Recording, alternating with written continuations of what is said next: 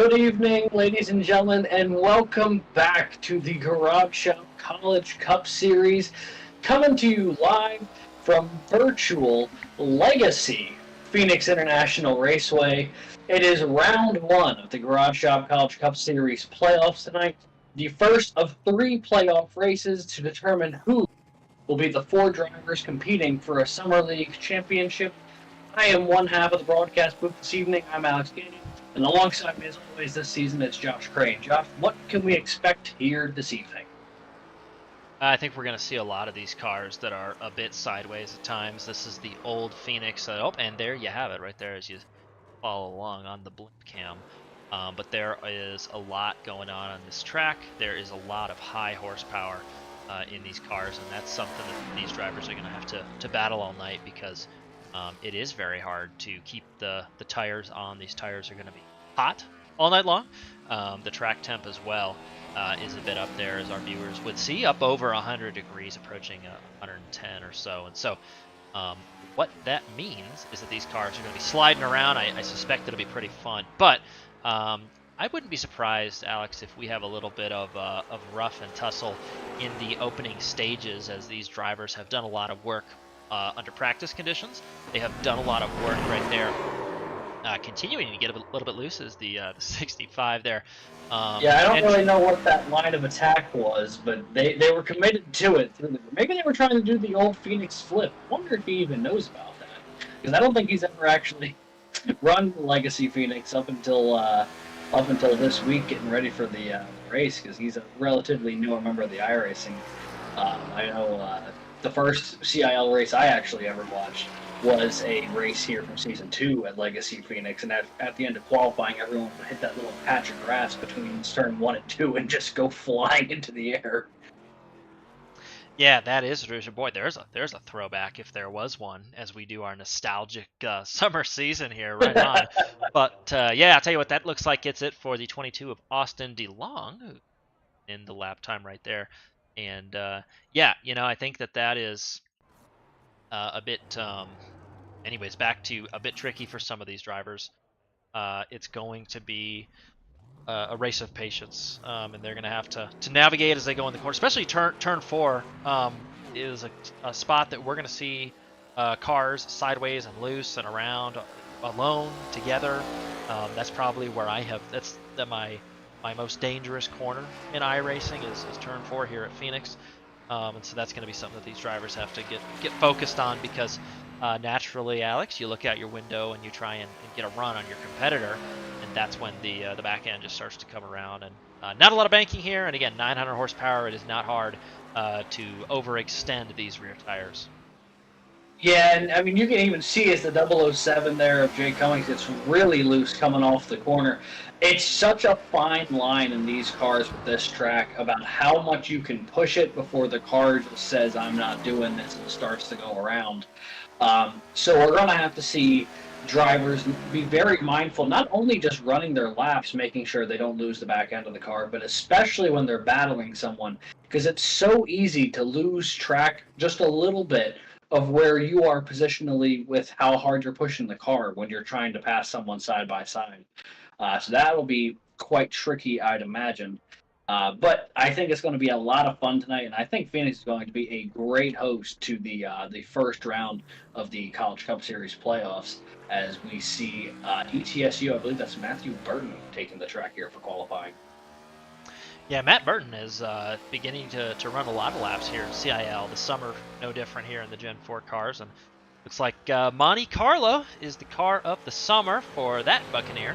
And he'll try and put a couple good laps in here. But we can see the lines and just how tricky they are as these drivers go into what is now turn 1. And we don't want to forget that tonight, especially towards the end of this one. Looks like he's going to take his first lap here down very low. And then you can hear just softly on the throttle back down the stretch. Looking good here, but that dog leg is going to be tricky when these cars get worn tires. And here is the question: how low do you go? Looking like probably a groove off the bottom. He's going to try and diamond that corner and get in that car pretty straight off the corner. When you get the tires, more than 5 to 10 laps on them, Alex, you want to make sure you don't hit that white patch there at the end, or go put your left front below that that white dotted line. that is helping out the pit entrance there. As you can see, same thing through the dog leg there for the second lap. Matthew Burton coming in. Yes, he's doing a little bit higher this time, picked a lot higher, so he's really getting in the center of the corner right there. And suddenly, it is time for the grid. Everybody has qualified, and these drivers are going ahead and getting ready up at the front. Yeah, and as these drivers start to take the grid here, I suppose it's time for us to take a look at the grid here as well and give the running order of how people are faring here tonight. So, leading off the field, it is the 112 of Kent Hunley from Northeast State Technical. I do believe that's his first pole of the summer here. Alongside Clint Halterman from UNC Charlotte, one of our playoff drivers in the field tonight. Matthew Burton rolls off in row 2 alongside Andrew Williams from Clemson. He is another one of the playoff drivers. Zach DeWale, a third playoff driver in the field here from St. Clair College, alongside Garrett Vitton of Arizona State, who missed out last week by 1 point on making the postseason. Jason Willott and Cody Hunley, both playoff drivers here at Drexel University, ETSU, both represented. Timothy Wilms and Austin DeLong, rows 9 and 10. Wilms, another one of these playoff drivers competing tonight. Rows 11 or positions 11 and 12. It's Andrew Burrell of Clemson University and Nick Stockner, also of Clemson.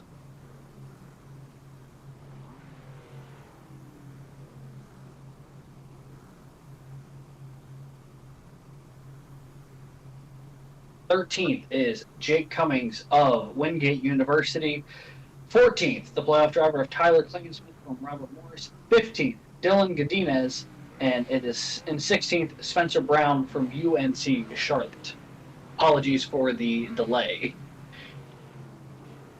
Yeah, sometimes the production crew tries to do a little bit too much, but these drivers here are going to take off, and I think that you are correct. Kent Hunley, that Shockeye Racing driver from Northeast State Technical, he is going to be taking on his first pole of the season.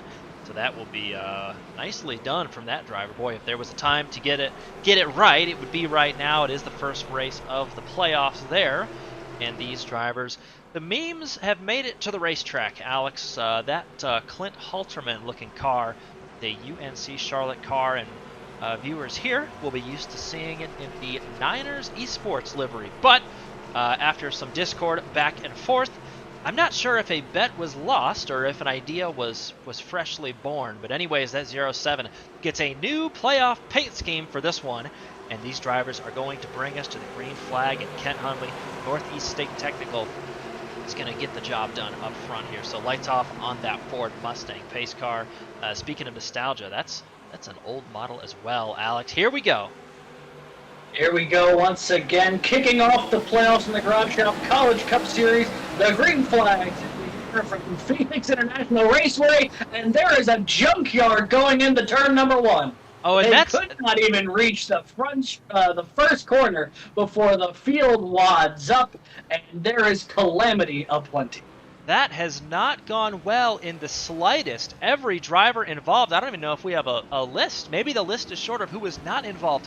What happened right there, and what do? Yeah, all these cars, damage on the noses of all these cars. That tire on the 808 there of Dylan Godinez is not spinning, so he'll be coming down pit road. But wow, all right, so the pace car is right there. These drivers are going to try and scoot on by.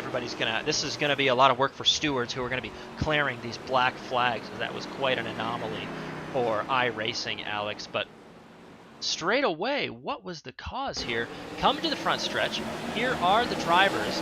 It looks like, misshift from the 33, and there was nowhere to go right there.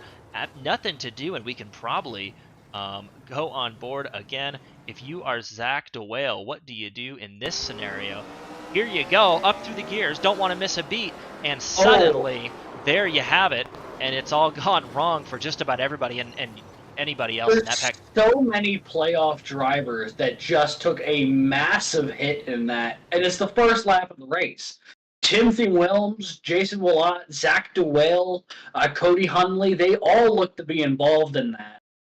Because it's everyone from the third row on back I don't know if there was anyone who got through with no damage, unless they were maybe like the back row. Um, but yeah, just a misshift, and it causes a huge chain reaction because this is Legacy Phoenix. That pit wall is there, so it really narrows up the front stretch, and no one has any room to escape. Yeah, no one has anywhere to go right there. And wow, what do you do? Yeah, no, nowhere to go. There's a car in the back. I believe that's the 808. So Spencer Brown, the big winner here, who was able to get that car stopped.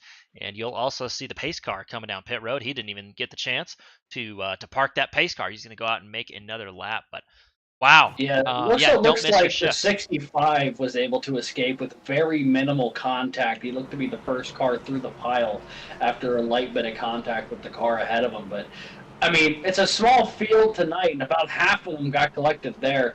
And in the Garage Shop College Cup Series, there are no fast repairs. So for all those folks who just got wadded up in that accident, they're going to have to bring it down the pit road, thing repaired, and hope that they have some semblance of car left for the back half of this race. 'Cause, I mean, all of a sudden, I mean, that was, I think, like everyone but 4 cars and then Spencer Brown's. Only about 5 cars got through that completely unscathed. But lights are out on the pace car again. We'll try this once with Halterman and Hunley at the front this time. No, Halterman on the inside. Row 2 is Andrew Williams, and now Garrett Fitton, and then 3 on back is where things get really wacky. But the green flag back in the air here from Phoenix. Let's try it again. There they go, and it looks like the mid-pack has learned from that. Everybody given a lot of space as we go down into turn 1. Up at the front, UNC Charlotte has moved on down the road, and in fact, Clemson is trying to scooch by on the inside there. That's the 23 car of Drew Williams, and then, Kent Hunley. We've seen this from Kent Hunley, Alex. He's not going to put up a fight with a lot of these drivers super early on. There's just no need for that. I will say that that Northeast State technical driver exhibits a lot of qualities of seasoned veteran drivers. And I think that's a big part of the reason that he's got those yellow skirts and splitters on his race car tonight for the duration of this season. A little on further back is this man, Garrett Fitton, and you can ride on board with him all night long through our channels or through his Twitch channel. And you can see right there, he's having a good time, locked in and focused, and you would be probably one of the 4 or 6 cars that don't have damage there on this occasion. So very tricky right there, but I'll tell you what we see is the Clemson machine. That car is marching towards UNC Charlotte right now. Yeah, as you can see there, Andrew Williams in that white and purple 23 close up just a little bit to the 07, not letting Halterman get too far away. And without Ohio State's Matthew Morton in the field tonight, who is the active points leader coming into tonight's race, it is going to open the door for someone like Williams and Halterman maybe to chalk up their second victory of the season, or maybe an opportunity to get his first, as now he's looking to the outside of Ken Hunley going into the victory. That's exactly what he's doing, and this is the move we're going to see tonight. You just got to keep your nose right on the corner long enough and then dive down into the corner. There's such a run to be had on the outside right there. Put about a whole car length through, but the inside car is going to have the advantage all the way through. So that's what makes, Alex, this Phoenix Raceway so much fun right there. Looks like that job is going to be done. The Sun Devils in position right now, but yeah, very fun for these drivers who are out here competing. Yeah, as Fitton takes over the 3rd position here, everyone's starting to get a little settled in. A little farther back in the field, you see a couple of mangled hot rods going down the front stretch. That's Kyle Smith in the 65 and Austin DeLong in the 22. Both of them have got nose damage on their cars as they're trying to make their way down toward the back stretch. And Tyler Klingesmith's one of those drivers who kind of snuck into the playoffs on points here, was just consistent enough throughout the year to find his way into the postseason. So he was going to need every point he could get here to try and have a chance to fight for this championship.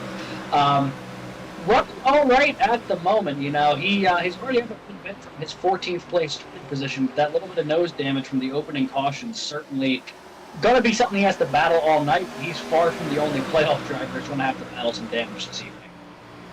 Yeah, he is, and there's battles that we want to cover up and down the tower, but here is the premier one. Clemson has arrived and they are trying to make their way around UNC Charlotte, looking low at this juncture and trying to move up. Can they get a run? We saw that the outside can work at one end of this racetrack, but maybe looking for something a little bit different down here in the turns 1 and 2 here in this legacy configuration of Phoenix. With it being the legacy version, you have to run it very differently with no dogleg that you can dive into like the current version of Phoenix. You have to take it all the way around. And when you do that, you really have to be mindful how you get off of turn 1, especially because it's almost like another little straightaway diving into turn 2, almost like the little the side straights of Indianapolis, but just on a much shorter scale. But there's enough of a run to be had there as you go into 2 that it will really set up your backstretch if you do it correctly. And now you see Andrew Williams all over the back bumper of Clinton Halterman here as he hit the front stretch once again. That Clemson driver knocking on the door, seeing if there's any early opportunities to take the lead. Yeah, I think so. And even if he doesn't need to push right here, he's right there. Clint knows he's right there, and this is great mental games from the 23. As I say that, almost, I don't know if he was ready to back out right there in that corner. It looked like he was trying to carry some momentum around the corner, but stayed out of the trunk of that 07 car. And now we're going to have some excitement because here comes lap traffic. That is Drexel University giving way to the outside. Nicely done. Everybody through, and Drew Williams. Yeah, Drew really likes to make that pace up in the middle of the corner right there off turn 2. And in the wall right there is Drexel. But that's something that Clemson likes to do. So it'll be tricky for everybody. Yeah, it's certainly not going to be the easiest thing, especially since it's still so early on in this race. I mean, it is 150 laps here tonight. We have not even hit lap 20 yet, so still plenty of time for these drivers to get it all sorted. But, I mean, these two cars were all over each other in the regular season finale as well. Halterman and Andrew Williams were just lockstep all 133 laps at Kentucky, and they picked up right where they left off from a week ago.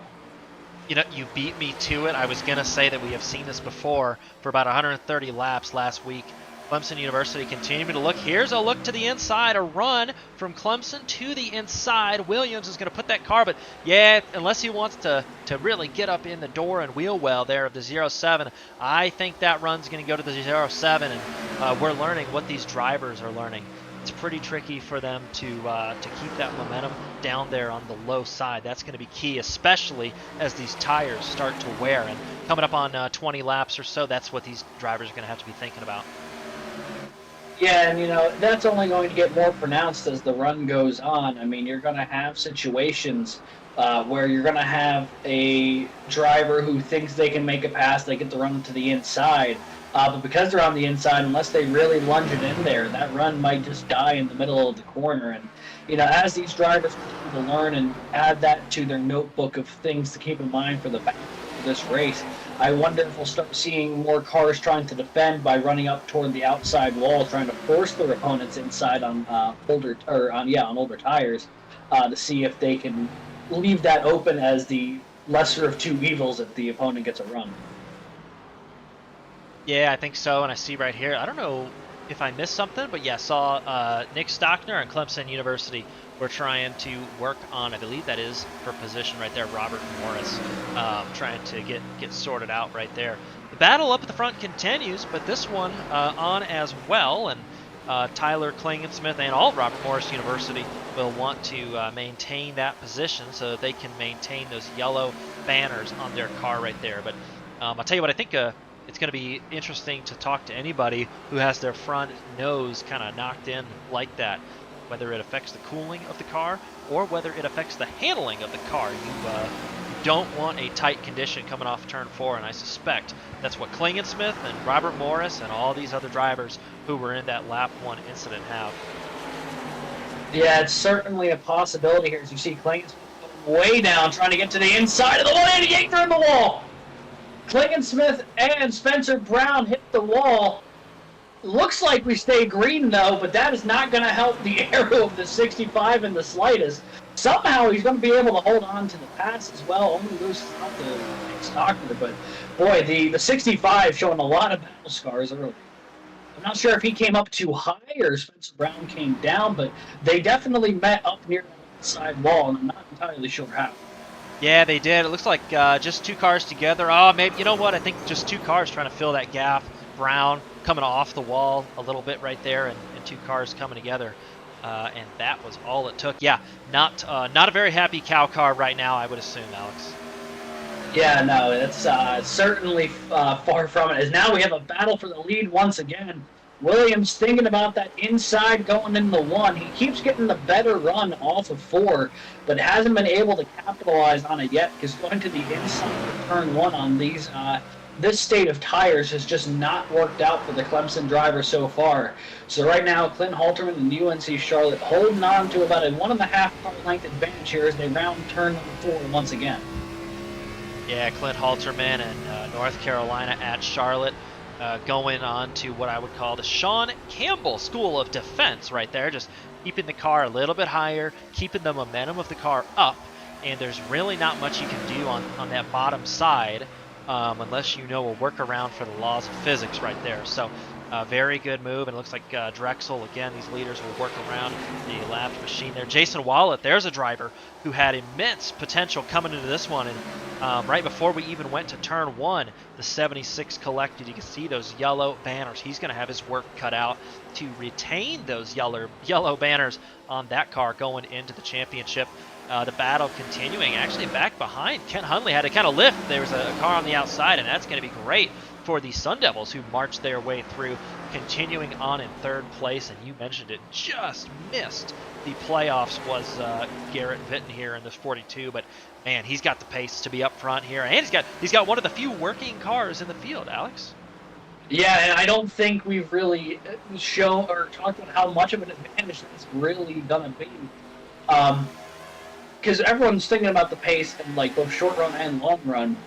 A car that is just functioning normally, I think, already puts you in the top third of the field, regardless of any other situations on or off track. So right now, Kevin's in really good position, even if he's a little far off from the leaders right now. The battle for the lead, he's in a really, really good spot to potentially podium here if he keeps up this momentum. As you know, we see a little farther in the field.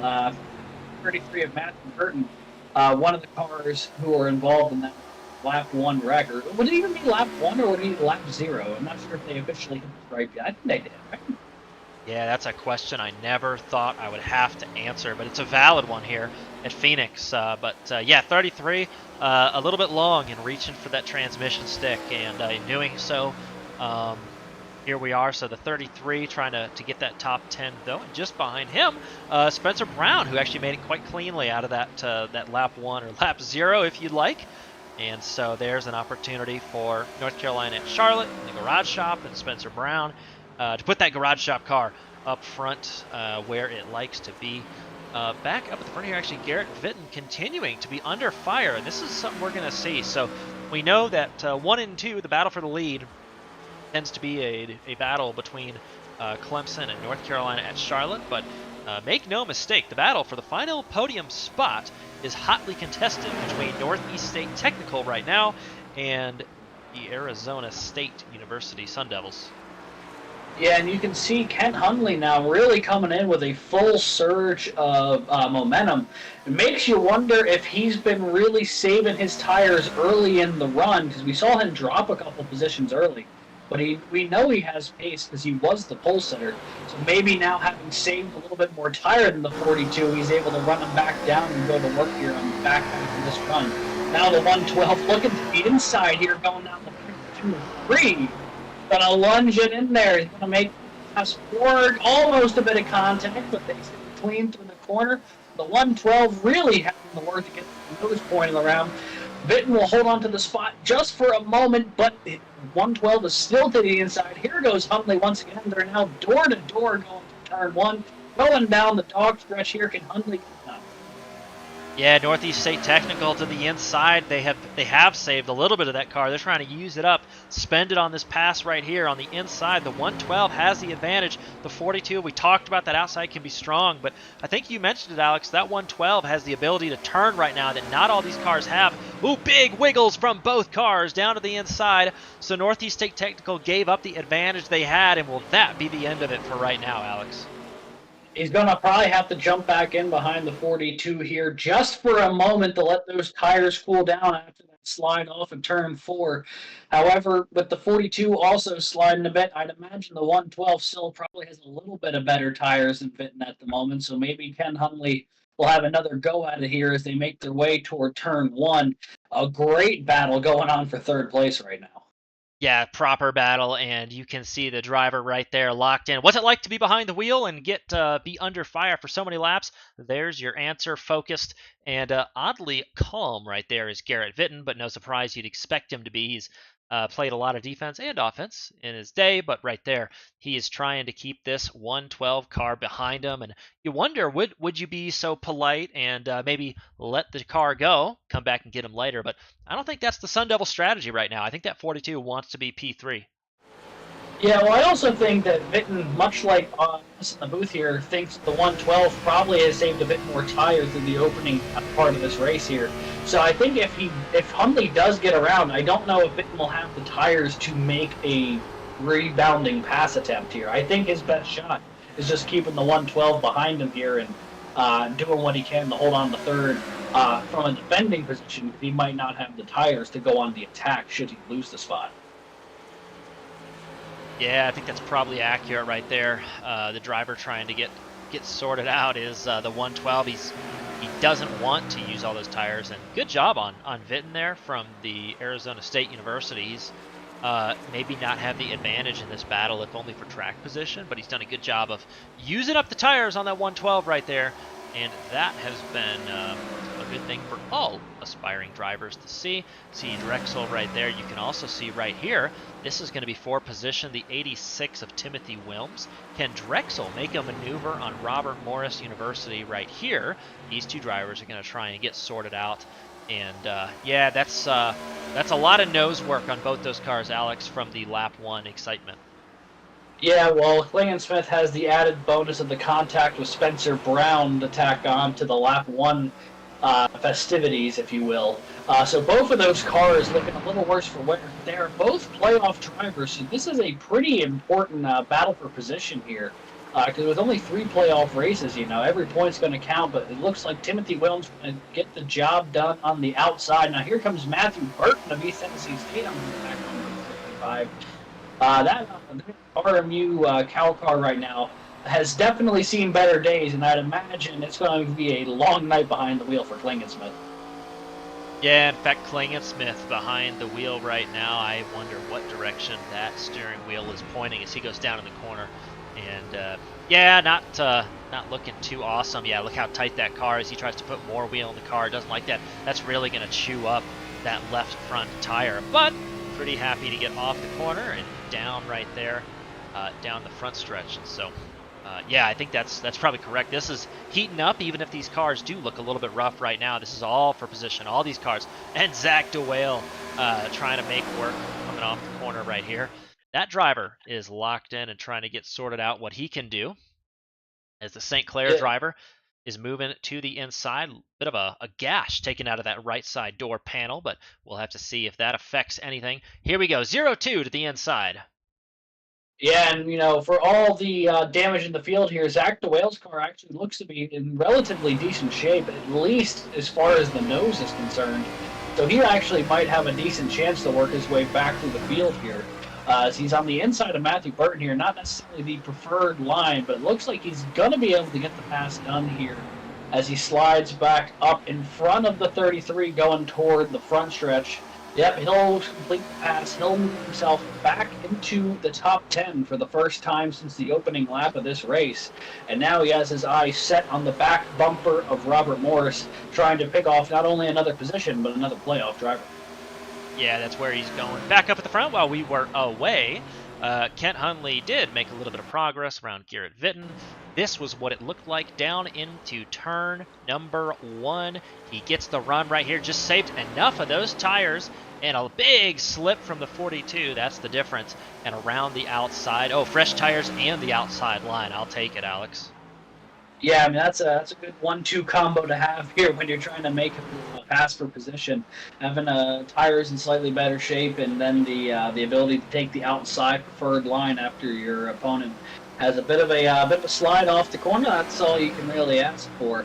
Now Kent Hunley back in the third. Bitton has dropped back to fourth here, and Zach DeWale has reached the back bumper of Tyler Clinton. Yeah, and he's looking here, but wants to be a little bit mindful. He's got a pretty clean nose, and you'd like to keep it that way. I will note, Alex, we are approaching lap 50 of 150, so awkward start, but we are now clicking them off rapidly. A little bit of a lift from Klingensmith right there, and where does St. Clair go? He wants to place that car, well, right behind the cow machine. As you can see on the view looking back right there. Oh, big sideways, but room given. That was a little bit more exciting than I was ready for, Alex. Yeah, I think it's a little bit more exciting than the 02 was ready for as well. Now, traffic on 76 of Jason Willott will probably take away the line, although it looked like he was a little wide going anyway. Zach DeWale will make the pass on the inside with relative ease. Now he goes to try and chase Timothy Williams, while Tyler Klingensmith is slow marching backwards through the field with all that damage, especially after the contact with Spencer Brown.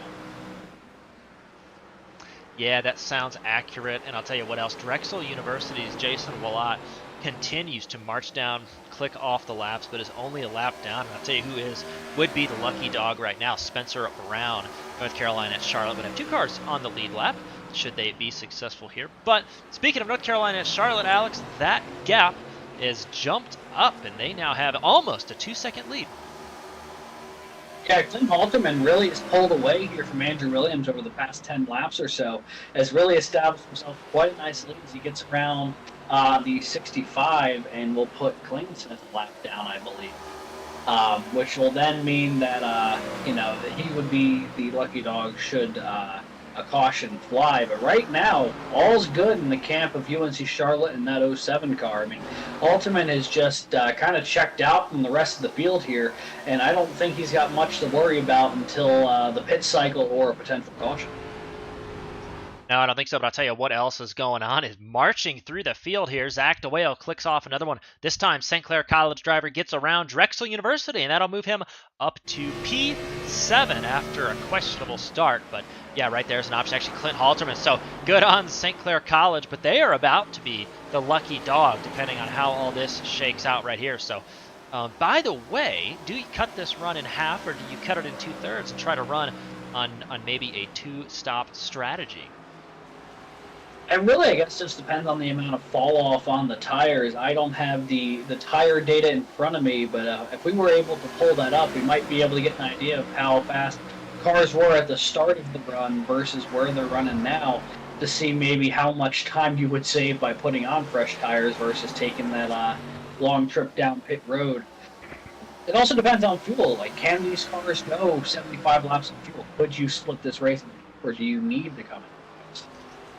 Yeah, that is a very good insight right there. It looks like actually Clemson University has chosen to come down pit road. I was going to say, Alex, the driver with the fastest lap of the race is running about a 1.5 seconds slower, and is decided that it's time for fresh General tires on that machine. So he will come down pit lane, and we will get to see what is the option here. So I'm sure that those new tires are going to make this look very good. So when does Clint Halterman come in now? Yeah, well, with any green flag pit cycle, once the first car comes in, it immediately starts the timer for the rest of the field. So now it's only a matter of time before everyone else decides that they're going to follow suit here, especially if 23 looks to have a noticeable advantage on those fresh tires, which after 50 laps of racing, you've got to imagine it would. With him being the first car in, we'll have to see when other cars decide to take the plunge as well, as now Zach DeWale will go a lap down from Clint Halterman, who's just making it look easy out there through the opening 50 laps. That's true, and coming up pit road is Tyler Klingensmith has decided the tires look good on that machine. He'll come down. I don't suspect that under green anybody will be able to get these cars repaired in any sense, but if we do get a yellow at this point in time, I would expect that some of those cars down outside the top 10, Alex, would totally come down and get that damage buffed out. I would imagine that they would have to, even if you're in the top 10, but maybe not the top 5, it's probably worth investing in your long run speed Because, if you stay out with your damaged car to hold on to track position in like 7th, but everyone behind you gets their damage repaired, you might be in a hard spot if that run goes more than like 5-10 laps. So I'd imagine that a lot of these cars that are really beat up right now are really not too happy with the fact that there has not been a caution since the opening one, because there has not been a great way to get any of this damage repaired. No, there's not. I'll tell you who is looking okay right now. Not too much damage on that 124 car. Clemson University's Nick Stockner. He's going to make that car work, and he's trying to get up to his Clemson teammate there, Andrew Burrell. But even so, pretty smooth race here from Stockner, who's trying to keep that 124 car. Boy, if you keep him clean, that's doing the most tonight. Yeah, I mean, that's already put you in the upper half of the field. And even though he's got a little bit of a left rear there, big slide from the 124. Really had to catch it coming off of turn 1. He almost made that car look to be a lot worse shape than it's at the moment. But he's able to keep it together here. And it did look like we had another taker for pit road. Now it looks like Jason Willott's on pit road as well. Maybe Timothy Williams has come down. So the slow trickle of cars for green flag stops here on lap 54. Yeah, that seems to be it, and I am interested in the couple cars that are staying out front, have not come down. Even as we see these laps tick off, UNC Charlotte stays out, Northeast State Technical continues to stay out, as does Arizona State University. Oh, by the way, 4th place. Hi, that's Austin DeLong right there in the 22. He has made that car look pretty good. You know what, I say that, but I jinxed it, and it's now time for everybody to come down pit road. Leaders on. Halterman will bring it down pit road, which means with Ken Hunley coming down as well. Garrett Vinton, I believe, will inherit the race lead if this continues here. But you see the 07 will bring it all the way down to the end of pit road here. He's the second to last stall. And you'll see Ken Hunley appear not too long after, as he will take over the front stall there, being the pole sitter. But it looks to be he got into his pit box pretty cleanly. Same deal with the 112. Going to be 4 tires, a full tank of fuel, and he will get back out there. Garrett Vinton, though, holding on up front. He decides to stay out at least another lap. So we'll have to see what happens here as he makes his way around, trying to put the 07 lap down here. Yeah, that's going to be what he can do. You'd say a caution coming out would be great for the Sun Devils right now, but I don't know. Everybody's kind of come in and down, and now the 42's kind of hanging out there. But I did look at the times, and that Clemson University driver, Andrew Williams, everybody else up in the 30s right now, those new tires on that P3 Clemson machine, 28.551 the last time by, and before that it was a 28.4. So, yeah, new tires are in style. Everybody coming down pit road except for the man on your screen, Garrett Vinton. Yeah, Austin DeLong, I don't believe, has come in either, but they are probably the few remaining cars who still need to come down for service for the first time this evening. As you see DeLong there trying to hold off a surging Nick Stockner, who makes his way on the inside there of, I believe, turn 2, and as they go into turn 3, the Clemson driver will begin to peel away there. Austin DeLong currently in second, just trying to hold on, maybe waiting for a caution to see if there's going to be a good break there, or if not, he'll have to be one of the last cars down pit road. Hope those tires will give him an edge on the long run of the next stint. Yeah, and there you go. Great shot of Spencer Brown in the garage shop car being chased by Clemson University. The big slamming a big deep into the corner. Andrew Burrell, he gets it to stick in the middle there, but does he have the run off? And a big working on the wheel right there is the garage shop car. Brown is going to come back fighting hard on the outside. That's the 188 car. Can he get the job done down in the corner? Looks like the inside is the place to be in this case. I don't know. Right there. In fact, you know what? Right there. Spencer Brown now continuing his defense against Clemson University again, actually. This time the 124. Yeah, I mean, I feel like there's a difference between trying to defend on the outside versus trying to defend up the wall in these corners. They're looking at the 180. Oh, big wiggle from the 188 coming off the turn 4. I think that damage might just be affecting his confidence in the corners just a little bit here. He seems to be a little shaky in the corners right now. I would not blame him, given that corner looks like it's damage. It's probably not handling quite the way you want it to. And with a car that's a bit damaged, you never know when one corner can make a car a little bit damaged, significantly more damage, because you can't really look under the hood while you're driving around at 180 miles an hour.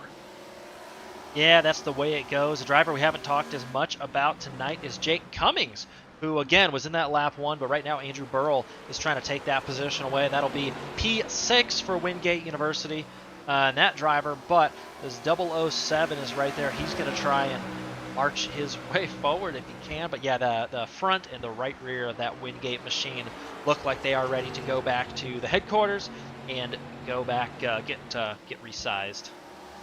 Yeah, they're gonna be, if anything else, maybe just melted down and remolded into new parts because that thing looks a little beat up. It's a bit of a wiggle there from Garrett Fitton, who I believe is now the last car who has not come down pit road yet.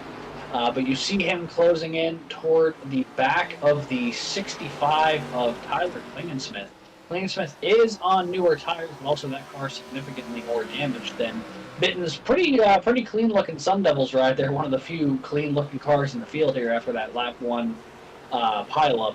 But right now, Garrett Fitton just praying that there's going to be a caution that comes out here, because if the caution falls into his lap at this point, that's going to be huge for the strategy here with everyone else to trap behind him. Yeah, that's correct. You know, he'd probably settle for a little bit of pace or the caution flag, but I do see here he is a car that has not pitted. Wingate University, we would say, has the original tire still on that car. They did come down pit road on lap 1 to get kind of sorted out there after everything. But yeah, on your screen right there. In fact, Wingate University to pit road now on the ticker. So the Arizona State Sun Devil is genuinely the last man standing, and I think his strategy here is just to go a little bit long. He'll put tires on it once and just hope that he saves more time on track than he does. And I take it back. I am incorrect, Alex. The Sun Devils come to pit road, and that's an interesting call because they're kind of in no man's land now. Yeah, I almost wonder if that was a call that was forced as opposed to be chosen. Not sure how much fuel was going to be left in that 42 car as he makes his way down pit road. He may have had to come in just out of necessity. But it's not an opportune time in the slightest, but he definitely tried having it out there as long as he could. But now he will cycle back into the pack and hope that having even fresher tires than the rest of the field here could work to his benefit. I mean, he's going to have about 15 laps fresher tires than Andrew Williams. So that probably will come into play as he tries working his way through the field. Obviously, that gap will not be as drastic back to a lot of the cars off the pass to get to the back bumper of Williams. But if he is able to get up to the 23, I mean, I like his odds. Yeah, not bad, not bad. I say no man's land, but you're right. He might have an opportunity here to get sorted back out. He's only 15 seconds back. We'll keep an eye on lap times here for the Sun Devils. And you mentioned it, good-looking ride as always right there. And 14 and a half seconds is the gap. He's got to go through Northeast State Technical if he's going to march forward. But I'll tell you what else is North Carolina at Charlotte and Clint Halterman. Let's see what they can get done as they continue and try to move that bespoke paint scheme a little bit further up towards the leader. In fact, taking out about a tenth a lap right now. So might have something in that 07. Yeah, Alderman now starting to slowly close in to the leaders here as we watch this battle. That is Zach DeWale in blue and Nick Stockner. What happened there? Is he all right? Oh, no, he's was... not. The car's sideways. No, that's not gone well. There's your caution. Going into turn 1. I don't know what happened. As the camera cut away, the 124 just went flying toward the inside wall on the front stretch. And then when we came back, he is sideways in turn 1. I don't think there was another car near him. I don't know what happened unless he got loose off of 4, maybe, and just tried catching it the whole way down the front stretch.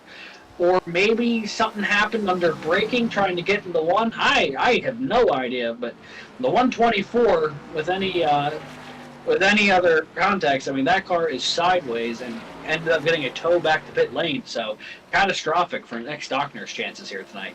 And the big winner is Garrett Fitton. That 14-second gap is going to be null behind the pace car here. These guys are going to re-rack, restack, and we are going to go green with some amount of laps left, maybe about halfway to go. But Alex, it's going to be much fresher tires here on the Sun Devil car, so strategy playing into his hands right there. But you mentioned it.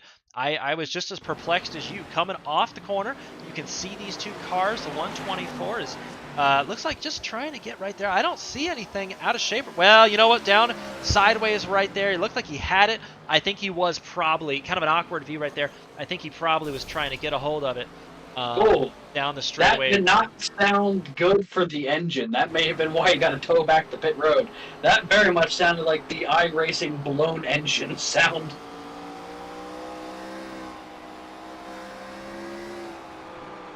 Yeah, and you can listen to that driver try and pedal that car. Big contact there for Clemson University. I think you called it. That will be the retirement of those 8 cylinders right there, Alex.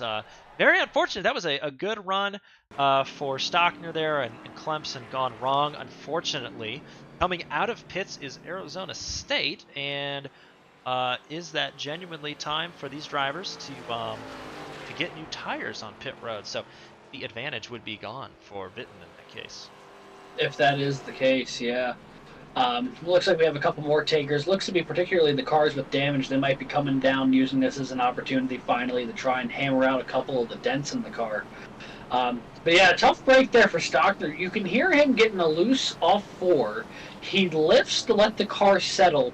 It sounds like the car gets settled, and when he goes to lean back on the gas, it just begins to immediately kick up again. And that's just a tough break. But he tried catching that car all the way down the front stretch and just was not able to save it by the time he reached turn 1. Brings up only our second caution of the evening, about 70-some laps apart. The first one collected 2/3 of the field. This one, simply a solo spin. Yeah, that's kind of tricky right there. So the 124 hopefully is to be released from the infield virtual care center. That's the nice part about these virtual race cars. Everybody walks away. But yeah, the 42 right there. So we'll see. When we go green, we'll check the lap counter and see if everybody is on the same strategy or not. But here's a driver. So the lapped cars are going to come down. And here is the St. Clair College machine. He'll try and get rejoined. And we'll have to see if everybody's a lap down. I think he's going to catch up. I don't know if DeWale will be a lap down. I wanted to say that he was the lucky dog, but I got to admit that I could not keep up after some of all that action.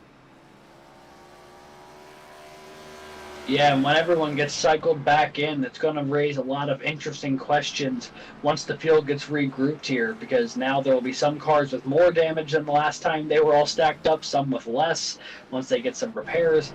A lot of people will be lumped back together on fresh tires. It gives a few cars here, particularly Kent Hundley and Garrett Vinton, a chance to get back into the fight for the lead after they kind of lost the back end of Williams and Halterman. But it looks like the lights are out on the pace car here. They're stacked 2 by 2, and they're going to have another opportunity to get back at it here from Phoenix International Raceway. Pace car peels off to pit road. Barney's got that green flag in the air once again, and we are racing once again here at Phoenix as Andrew Williams with a good jump will dive into turn 1. And then Halterman battling back on the outside. That battle for the lead might not be over just yet. No, it is not 2 by 2 squarely at the moment. Arizona State with the advantage in 3rd position, and Clint Halterman, UNC Charlotte, they make the job done there to get the lead. And we've seen this before, these 4 cars under a blanket as usual. Ooh, a little bit of a jump right there from Clemson in 2nd place, just trying to get the run off the corner. So important to have those cars pointed straight when you get off the corner, as we just saw, hence our yellow flag. But in fact, you know what? Do I see another yellow flag? No, I think we are under green right now. That's just the ticker catching up. Excuse me. The yellow flag is correct. Looks like Timothy Wilms and UNC Charlotte have come together. Not sure what happened there. It was not live when we were watching it. You see Spencer Brown on the 188. Oh, okay. Okay, I thought it was going to be with Matthew Burton there for a second. That does not appear to be the case. Oh, and the 188 gets sideways and hits the wall hard. And then, yeah, nowhere to go for Timothy Wilms, as both Drexel cars were kind of bringing up the back of the pack. You see the 188 here, he tries getting around through 3 and 4, and the back end just kicks out on him right in front of Jake Cummings. Cummings lucky he didn't get hit harder by the 188, honestly, if you ask me. Yeah, I think so. And right there, what do you do if you are Timothy Wilms? Both those drivers probably a little bit unhappy with the outcome right there, but getting those cars turned around and away we go. Well, Williams is there you have not it. a great playoff debut here tonight, not through his own accord, but just being in the wrong place at the wrong time. A number of drivers actually making their playoff debuts tonight, both Kent and Cody Hunley, Tyler Klingensmith, Timothy Williams, all drivers who are making their first appearance in the Garage Shop College Cup Series playoffs. And for every name I mentioned outside of Ken Hunley, it has been a night to forget thus far. Yeah, and no tires. Just well, it looks like right side tires maybe on that 42 machine. But I assume, Alex, that what's going. I don't have a calculator with me, but I assume that we are on the edge, very edge of the fuel window. And so the 42, I think, is deciding that he's going to come down. Should we go green? Got, I don't know, 3/4 gallon more competitors. And we'll see if he can catch that up. Of course, the pit stop not so bad with this many cars on the lead lap. Looks like he's going to be scored 6th or 7th when he does come around, does catch back up. So not a bad idea if you are a Sun Devil. Back up at the front, the story is still the same. North Carolina at Charlotte leads Clemson University, who leads Northeast State Technical. Yeah, and these three cars have been three of the top four really all evening. The only real addition I'd have for that would be Garrett Bitten as well, but we just saw him make his way down pit road. Andrew Burrell, though, finds himself in an interesting position here, currently running fourth for Clemson. He's a pretty solid driver, but not usually seen this high up in the running order, so it'll be an interesting opportunity for the 888 to see if he can make his mark here now with some really quality track position. And rounding out our top five at the moment, Zach DeWale has really battled back here from a rough start to today's race, and now he finds himself once again in striking position of the lead. Yeah, I think that's a good way to say it. Lights are probably going off this time or next time on the pace car there, so we'll kind of get ready to go side by side. That's cool, though. Clemson University is looking pretty good up front. That's going to be two cars on the outside for them. It's going to be Drew Williams with a potential push there from his teammate Andrew Burrell. I say push pretty carefully because the Gen 4 car, Alex, is not a car that I'd want to push very hard in. Yeah, and Phoenix is not a track I'd really want to get a push at. But, no, it is not. There's not really a place to do so, but it is nice knowing that, if you have a bit of an issue, you're not going to get trampled over more than likely by the car behind you, given that you're teammates. And it looks like Timothy Williams will jump up here into the third spot on the outside, the 65 of Tyler Klingensmith back there in 7th. Boy, that car and Matthew Burton have seen better days. Row 4 looking a bit like the soldiers returning home from war. But the lights are out on the pace car. It'll be Clinton Halterman on the inside this time after getting the run through the outside of 1 and 2. Andrew Williams to his outside looking to repay the favor. And as we go green in just a moment here, we'll have to see who will get the better run into turn 1, just like we did a moment ago. Riding on board right now as we come to green with Kent Hunley, Northeast State Technical. There goes the control car. There goes second place. Everybody flying down into turn 1. It's a drag race, but it's going to go to, looks like first place is going to be Clint Halterman. And I don't know if there's a push there or not, but there you have it. Orange Wheel Racing, Clemson University, and Drew Williams looking to the inside. Fresh tires. They know this is the chance. Down into the inside, leaving about a room on the bottom for one car. And up near the top, great run and very close from Halterman. He'll get the run outside. Who gets to the line first? North Carolina at Charlotte takes this one home, Alex.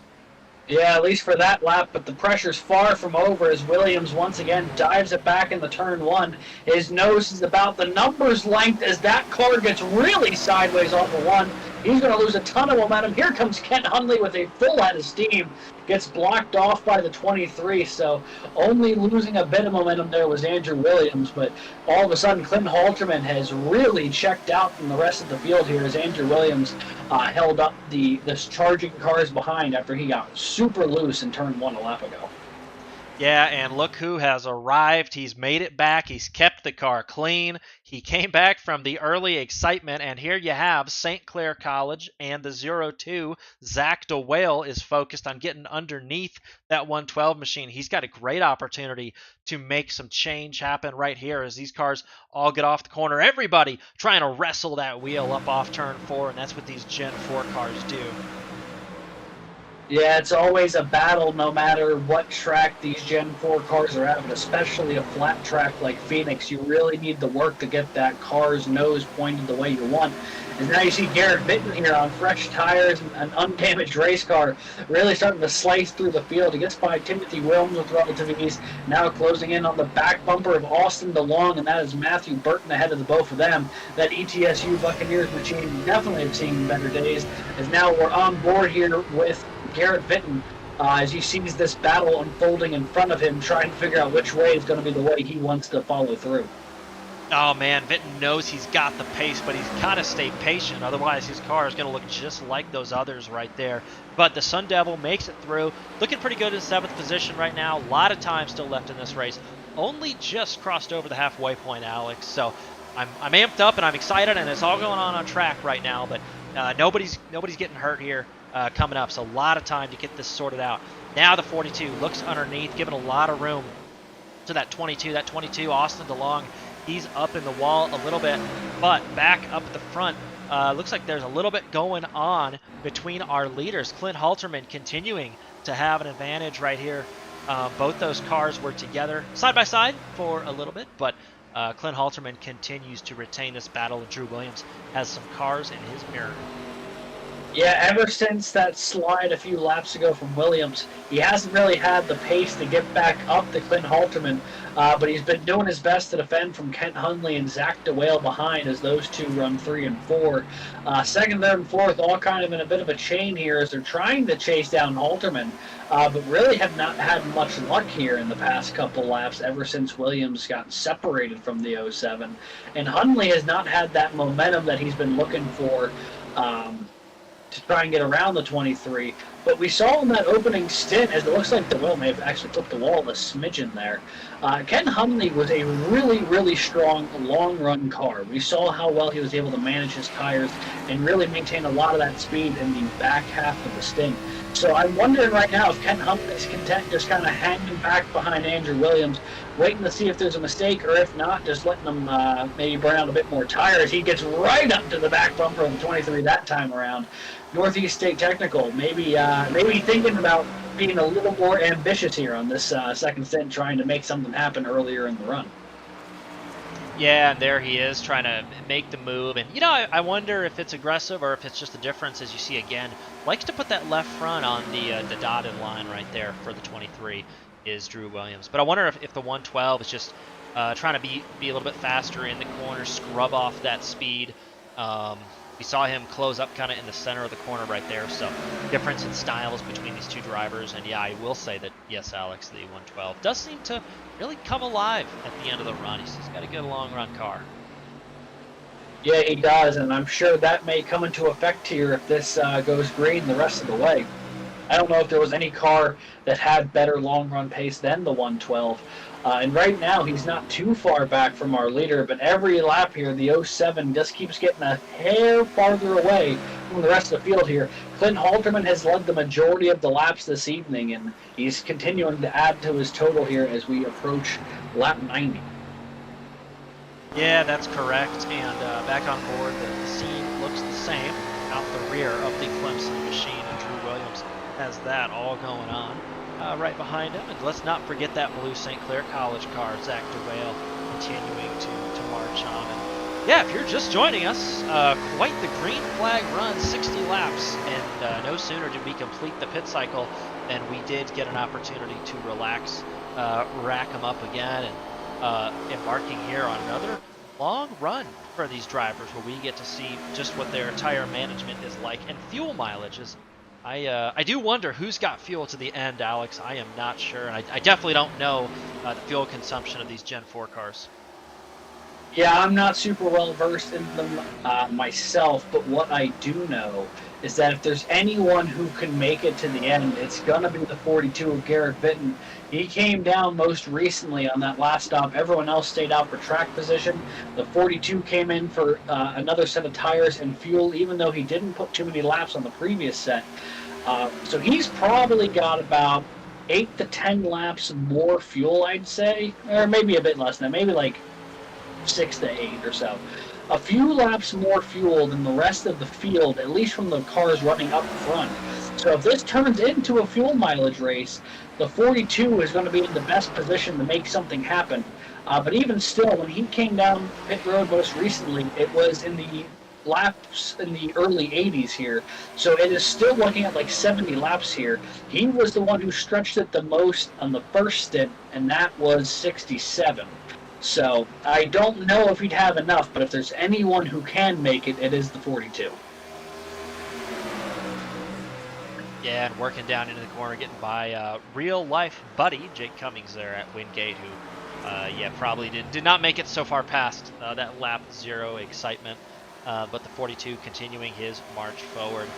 And we'll see, the fuel mileage is a very real thing, but I'll tell you what is also real, this gap has not changed. Kent Hundley continues to simply vacation out on the rear bumper of Clemson University's Drew Williams. Yeah, just sitting there laying in wait. He's been really patient, and that patience rewarded him with his win earlier this year. I believe it may have been at Auto Club, where he only led one lap of the race, but it was the final lap, but he kept himself in position the whole time until it was time to strike. So right now he is in really good position to at least get a podium, but even potentially be in the battle for the win here, depending on how much tire and fuel he can save compared to the 23 and the 07. Yeah, that's true. And as we go down through the playoffs here, these drivers are all going to want to have a little advantage over one another. Oh, a big wiggle there as these tires continue to work. And it was lap 70 that 70 that everybody came down. 73 for Arizona State, as you mentioned. So 20 getting to be 30 laps on these tires, green flag laps. These drivers are going to start to lean forward in their literal and figurative race seats and have to do a little bit more work.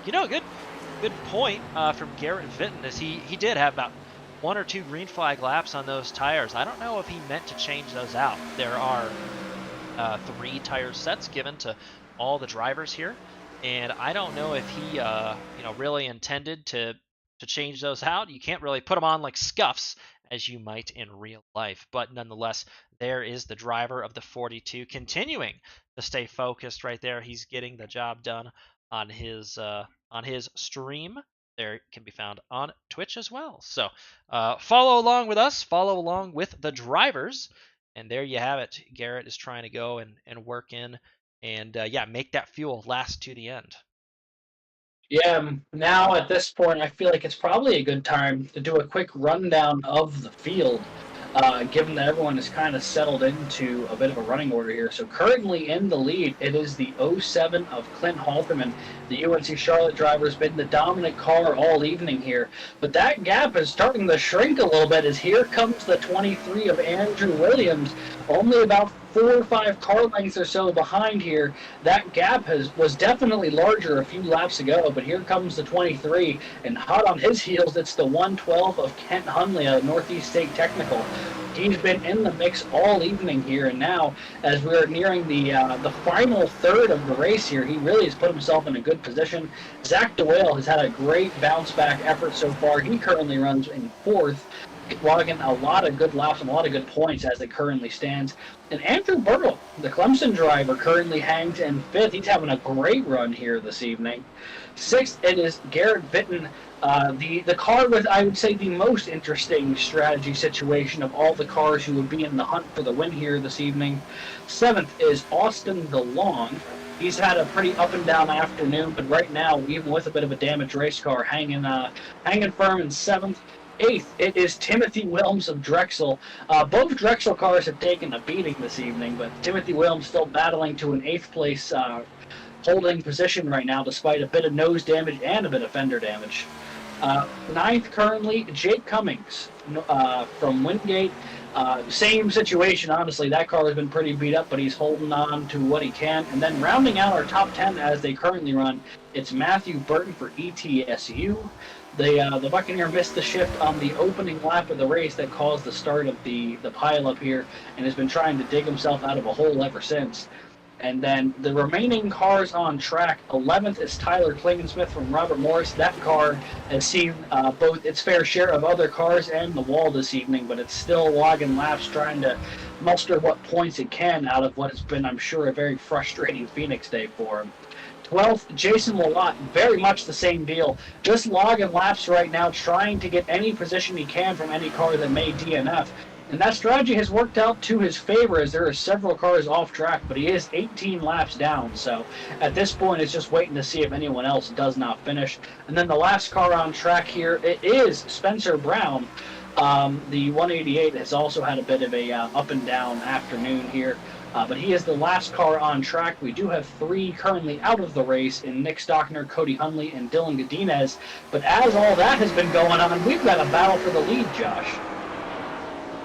And there it goes, diving into the center. Very aggressive from the 23, but yeah, you dive it in, you take it all on the corner entry, and you give it back right there on exit. Cleared all the way is UNC Charlotte. Yeah, here we go again. How deep does the 23 go? Not so deep this time, but the 07 going to have a great run. Get that car pointed pretty well. Oh, and he's going to keep the 23 down a little bit.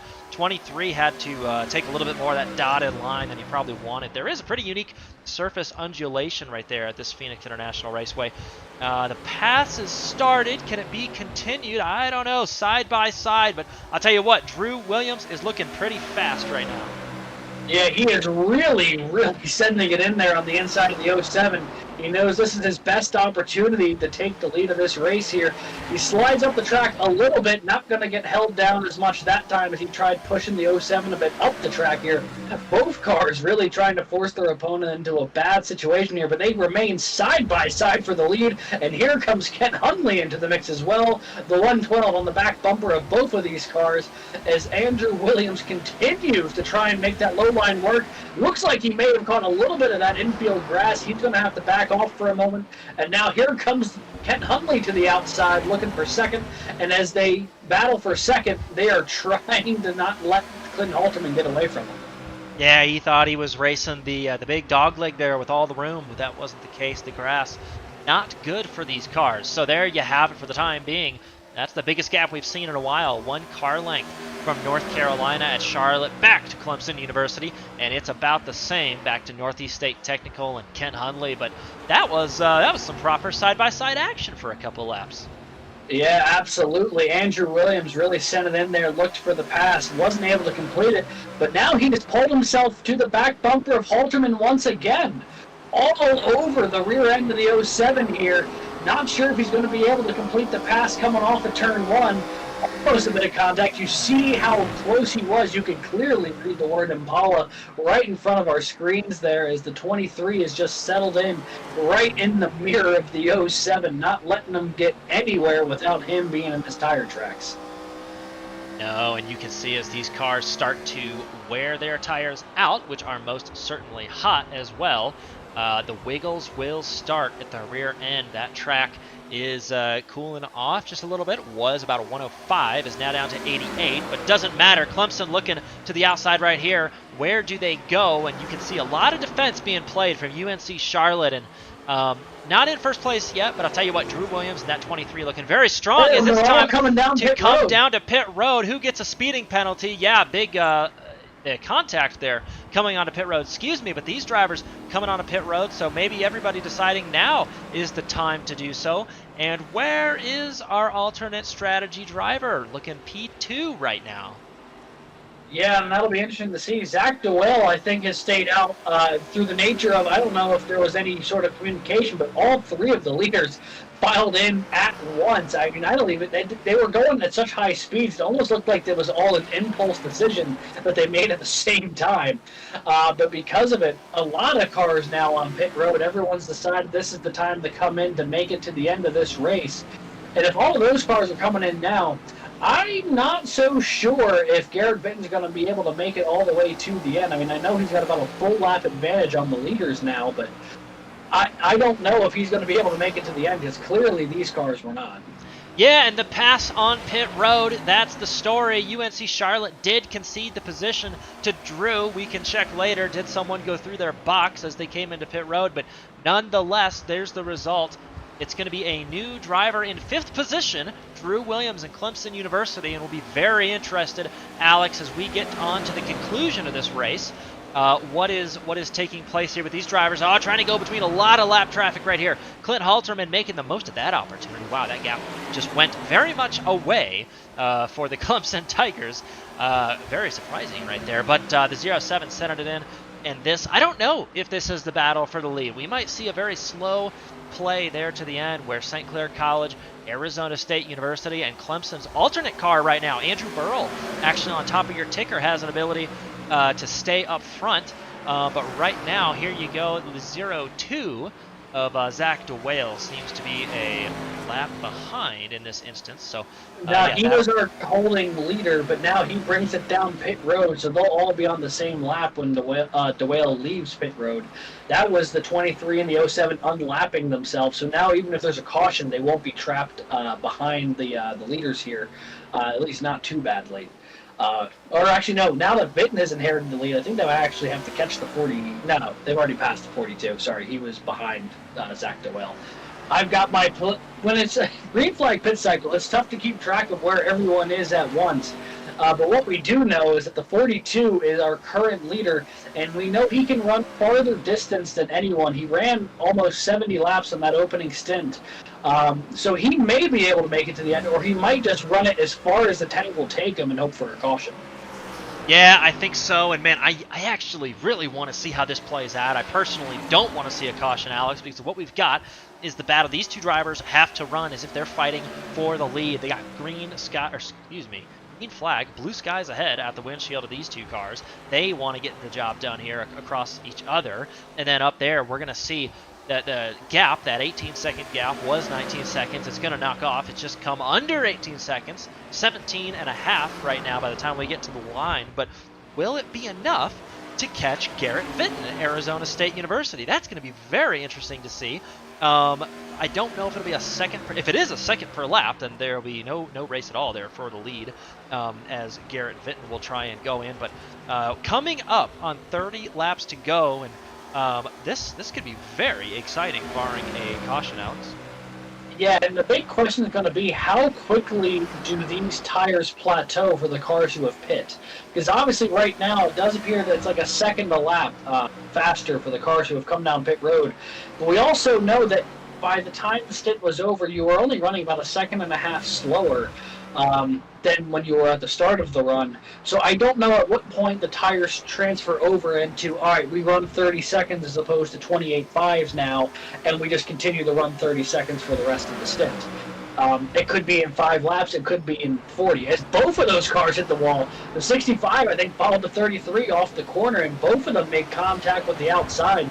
I mean, those cars have just taken an absolute beating this evening, but that is actually a, it's not a battle for position, actually. Those cars are, actually, no, sorry, it is. On the ticker, for, it is a battle for position. It's opened it's up a little bit now. It's a battle now. for the Lucky Dog, actually. It is, and Robert Morris University, in any sense, Alex, would love to get one more position, for their championship hunt. That would put them up in 10th position. That would be very nice for that team. But the battle continues, no change here, and that gap down to 13 seconds. You know what I said, but it's not even going to be a race here. If they, depending on how those tires perform, Arizona State University at this rate is going to be caught pretty flat-footed. Andrew Burrell in pit lane now for Clemson University. Yeah, and Burrell finally has to tap out and come in for one more stop here. It'll give him a bit of an advantage in the last couple laps if he's able to get back up to the cars he was battling. But it really is going to come down to when do these tires wear out, especially because the 23 and the 07, they aren't necessarily battling, but they are running the cars pretty hard here because they can't afford to let the other one get away from them. So with that, maybe they burn the tires out faster than the 42, who's got a pretty wide open stretch of track that he's working with right now. There's so much intrigue on how this is going to settle because there's no doubt that they're going to continue to close this gap to the 42. It's just going to be a matter of, does that rate start to slow down at any point? Yeah, that is correct right there, and we'll see up under 10 seconds now. By the way, that gap to second place, not to the leader, but just add the interval up above, and it's been pretty constant. So I do continue to read that these drivers here on your screen are really reeling in those top two cars. Those new tires are vibing right now, and this is where it's all on track. The 07 right back underneath, and he's trying to sneak by. We saw a lot of aggression on the bottom side from Drew Williams and Clemson University earlier. And will it be the same or different here from North Carolina at Charlotte? That car, that new paint scheme, continuing to shine. And Alex, I don't know how long they're going to run that paint scheme. Probably until him or Zach DeWale to settle who's the real, literal Ryan Gosling. That was the crux of that debate. So to prove that he was more himself, Clint Halterman made the scheme saying that it was literally him. So until I think he can prove that fact, he will continue to run that scheme, or until the admins decide that it's time to go back to the university livery. But in either way, it is actually quite a nice looking car. As now we see a battle here between Andrew Burl and Jake Cummings. Burl just hit a few laps to go, so he's on the freshest tires of anybody in the field. And he is putting them to good use right now, trying to get back up to that top 5 where he was running at the last restart. Yeah, fresh tires looking good on that 888 machine. Clemson got to be pretty happy with how this race has run. Really 2 horses, 2 options here. Andrew Burl has been kind of on the flopped strategy, and Drew Williams obviously has continued to poke up front and now take the 3rd place away, this position away from North Carolina at Charlotte. So if you are a Clemson Tiger watching on, you guys are doing phenomenal. Great opportunity coming up here, but you got a long wait at the end, about 30 laps or so. You want to make sure all these fenders stay on the cars right here. So I do see that. I do see that gap is closing about 5 seconds, but part of that is simply because Austin DeLong, I think, is losing a little bit of the leader right there. But Garrett Vitton, remember, there's race between the 2 cars on your screen, and they are racing. Garrett Vitton and Arizona State up ahead down the road, about 10 seconds down the road now. That is going to be the gap to watch, and it's still closing, Alex, but not as fast as it was. Yeah, it's starting to slow down a little bit, but it's still close to a second a lap here, so they are still gaining time. If I'm Garrett Vitton, honestly, at the moment, I'm less concerned with Andrew Williams or Clint Halterman, and I'm more concerned with what's going on inside the car myself. This might be the time where you really start keeping an eye on that fuel gauge, and if there is any chance of you being able to make it to the end, you start saving fuel like crazy right now while you still have a little bit of the ability to do so. Because once they start getting a little closer, you're going to have to put the hammer down again. But for right now, he's got about a 7.5 second gap back to Austin DeLong, and then it's an even longer, a few seconds back to Williams and Halterman. But you can see on the lap chart there for how, when the last time tires were put on these cars, everyone else has come in pretty recently, except for the lead 2 and Jake Cummings. Yeah, and I'll tell you what, we are not talking enough about Austin DeLong right here, who has put himself in a really good position, regardless of what the 2 cars do behind him, if they sneak by or don't make the finish here. Austin DeLong has run a really good race, very smooth, plenty of strategy. I do see that the left front fender is really the only casualty on that car, so I think I'm going to call that a clean race car tonight, because Alex, we got to grade on his scale naturally. Yeah, and here we go. Looks like these drivers have entered the picture. And so Drew Williams and Clint Halterman from Clemson and North Carolina at Charlotte, respectively, are going to try and make their way by as calmly and politely as possible. Yeah, and with less than 20 laps to go, they can't afford to take too long getting by not only Austin DeLong, but the lap cars ahead. As Williams nearly drove into the back bumper of DeLong, he had to check up a little bit, and that has brought Clint Halterman directly back into the picture here. The 07 has closed right back to the 23. They're both on the inside of DeLong here as they make their way down the front stretch. Andrew Williams now up to second. Halterman side by side with DeLong for third, and they've got 2 cars of lap traffic dead ahead. This is about to get really spicy for the cars running second, third, and fourth. Yeah, and Garrett Vitton and Arizona State love this absolute traffic jam for these two right now. 16 laps to go when they come to the stride. Oh, and they're not giving an inch. Timothy Wilms down to the bottom. Drew Williams trying to get sorted out. Everybody, this is for position. Nobody. Right in the one. And 3 wide they are. Clint Halterman has got to get back to the bumper of the 23. He does not want the 86 in there. He's got to run. Contact, I think. They make it work, though. There will be Hans devices flying in the garage most surely after this one, but all these drivers, it's like multi-class road racing a little bit. Every one of these drivers has something to fight for. Race wins, championship points, it's all there. And down to the inside, big defense from the 23. He's going to go right into the corner like that. I sense contact. Clint Halterman staying right off of Jake Cummings. And good on Wingate University to give just a little bit enough room there. But these drivers are just not slowing down at all in the result. I say not slowing down against each other at all. The battle is fierce, and the result is that gap continues to be about 8 seconds as we do have about 15 laps to go this time by, and it's all on right here, Alex. Yeah, and it's worth noting Timothy Wilms and Jake Cummings were battling for position. Those 2 cars were battling for 8th at the time.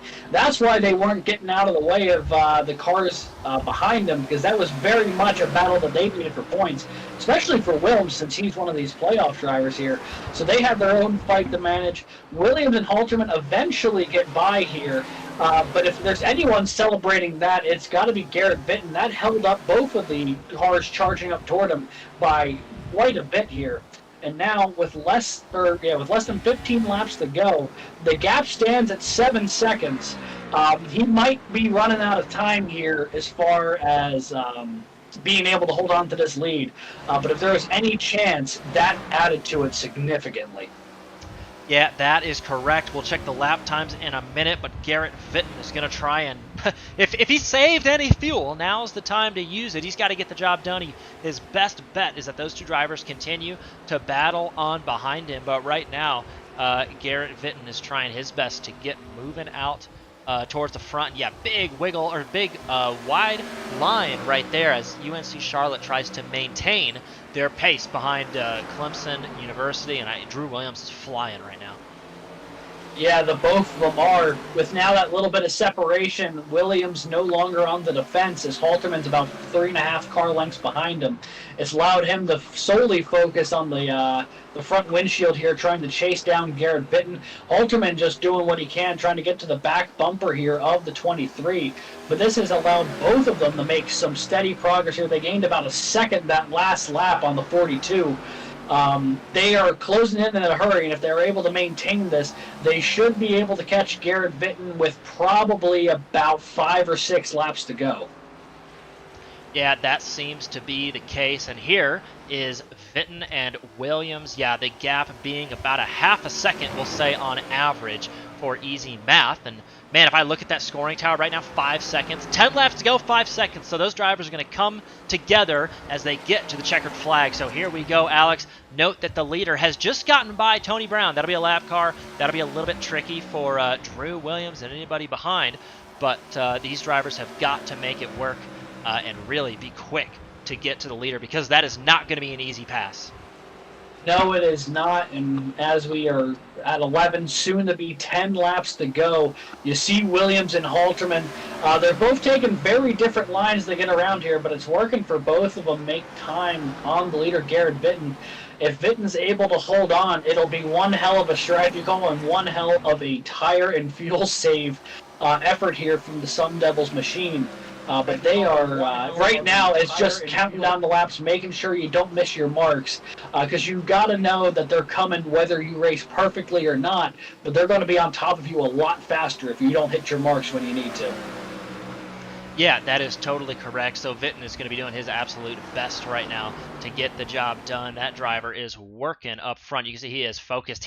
All he's looking at is that little number in the lower right, and he loves that little blue name in between right there. So he has got to stay focused here. And I'll tell you what, Spencer Brown, that lap machine, the garage shop driver, is hanging right with him. But back on down the front stretch, Drew Williams and Clint Halterman, they are continuing to make this go. This battle has calmed down just a little bit, Alex. Yeah, I think Halterman had just barely lost the back end of Williams' car after that battle with Timothy Wilms and Jake Cummings. And right now, the 07 is just doing what he can to not completely lose the back bumper of Andrew Williams here. Halterman was the dominant car in the early going of this race. There was no doubt about it. But right now, his opportunity at the win may have just slipped away after losing a position to Williams on pit road, and then that battle with lap traffic not falling favorably to the UNC Charlotte driver. So as we approach only 7 laps to go, it's coming down to the wire here. That gap about 3 seconds. They are probably going to reach him with only 2 or 3 laps left.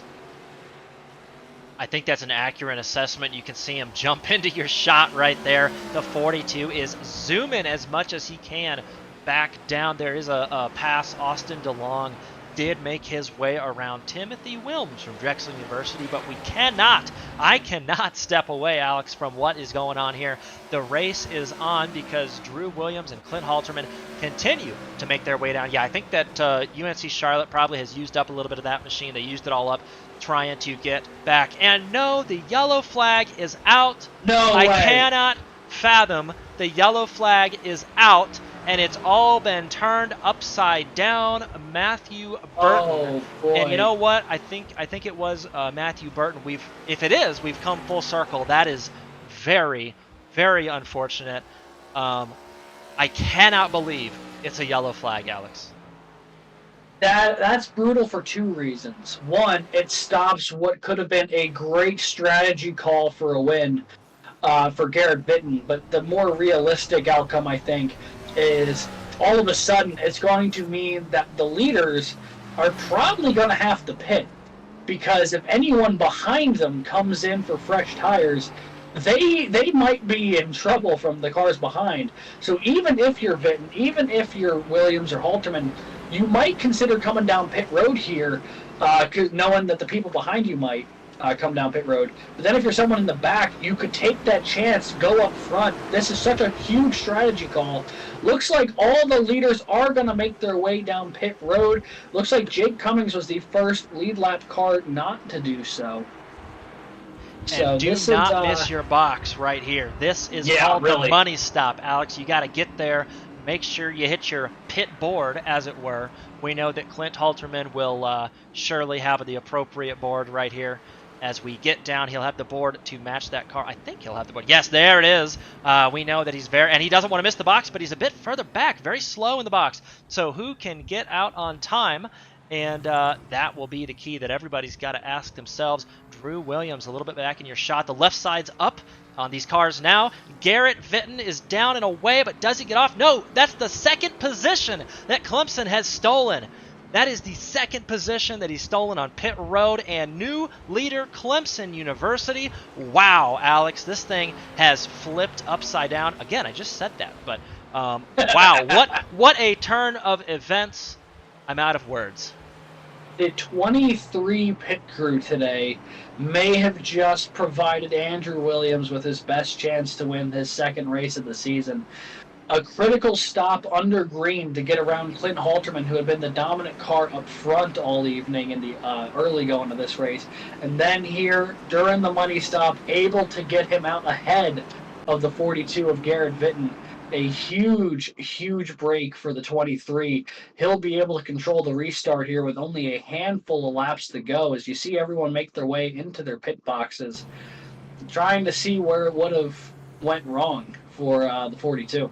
The 42, because not only did the 42 not come off pit road, he was a bit behind. Well, you know, the scoring tower was showing that he was quite behind, but didn't seem to be the case. Yeah, Drew Williams really benefiting from that pit stop there at the end. So straight away, leader is Williams, but I don't know why Garrett Vitten Now, is sort of it down. there's definitely a couple of cars who stayed out though, which is going to mean the cars on new tires are going to be caught in a really weird position here, unless these are the lap cars who still need to come down pit road, but I don't I believe they will. So there's going to be, I think, 4 cars separating Andrew Williams from the front of this field, and everyone in front of them is either on old tires, has an absolutely demolished race car, or both. Yeah, and there I wonder if those are the wave around cars, because I would Oh, it does expect appear to them be so, yeah. to get on down the Okay. road. But nonetheless, the 42 was like the second off pit road, but somehow he's ended up in sixth position behind the 2 Clemson cars, behind Northeast State Technical.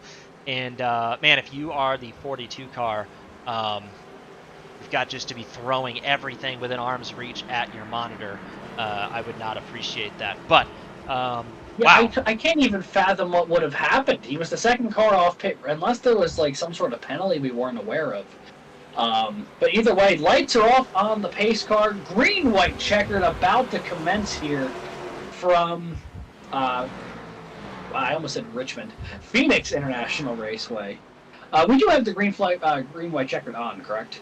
The green, white, checkered, and here we go. I believe it'll be 2 laps for these drivers. They're all spread out behind, but Clint Halterman is on the outside. All these drivers with a full tank of fuel and fresh tires. Down into turn 1 they go, and Clint Halterman, what a run!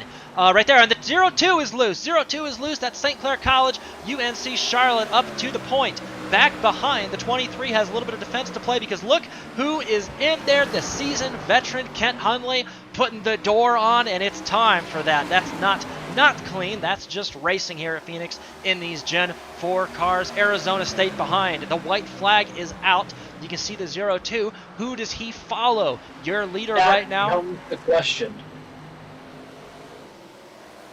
As you oh, and around is the 888, and there you have it. Clint Halterman.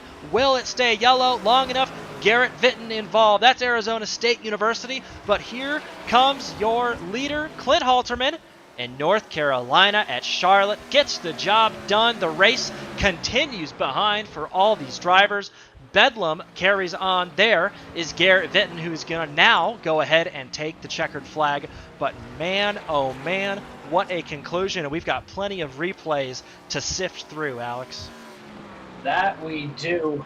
Garrett Vitten, heartbreak here after what was such an encouraging run in the back half of that race. Almost had the win in his hands, but not to come to fruition here this evening.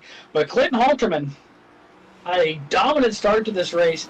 Looked to be in a really bad spot for a lot of the back half, and then when it mattered most, the 07 and UNC Charlotte get the job done, and they will punch their ticket to the championship race in a few weeks' time as you see Andrew Williams fly himself into the wall right next to the 07. Yeah, he does. And the North Carolina of Charlotte group and Clint Halterman, look at that burnout. Boy, it's a good thing he's got all that fuel just now and those tires to do that burnout, Alex. That would be a bummer if he didn't. But nonetheless, that was a race victory earned from North Carolina at Charlotte. He will burn that car down, and he has got to be ecstatic the way that race played out. And I cannot wait to talk to every one of these drivers who were up front here. That was a masterclass from everybody involved, and I have so many questions for everybody in that pit sequence, I think. Yeah, there's a lot to unpack here, and we'll talk to them when they get out of the car in a moment here. But right now, at least in the short term, we do know that Clint Halterman will be the first of 4 drivers who will be competing for the Garage Shop College Cup Series championship. With his win today, it punches his ticket to Miami for what will be the championship race in 3 weeks' time. But for now, I do believe it is time for us to start our post-race interviews here. We'll start with tonight's 3rd place finisher, the driver out of Northeast State Technical College. It is Kent Hunley. Kent, congrats on the podium. Talk us through, the last stretch of that race and then the green, white, checkered.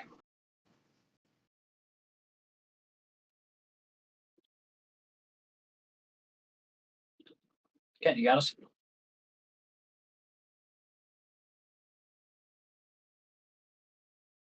Well, maybe already. just a little bit of audio difficulties. Of course, you know what? If you talk to me that quickly after the race, Alex, I might not be ready either. But trying to get the mic all set up. But maybe we can sneak on to our second place driver, Clemson University. And Alex, do take it away with Drew Williams.